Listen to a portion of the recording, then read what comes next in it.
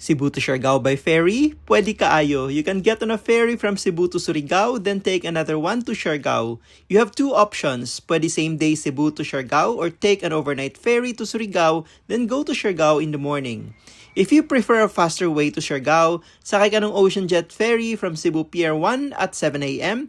and you will arrive in Surigao by 12:30 p.m. Once in Surigao, sakay ka ulit ng fast ferry at 2:45 p.m. via Siargao Adventures or 3:30 p.m. via Evaristo and Sons. Before sunset, nasa Siargao ka na. If you want a cheaper option naman, you can take an overnight ferry via Starlight Ferries or Kukalyong, and by early morning, nasa Surigao ka na. Then, take a fast ferry to Dapa, Siargao at 10 a.m. via Evaristo and Sons or 11:30 a.m. via JP Shipping Lines.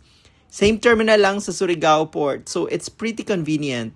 Book your ferry ticket in advance at escapemanila.com/BAF for a hassle-free journey. Until next vlog, amping!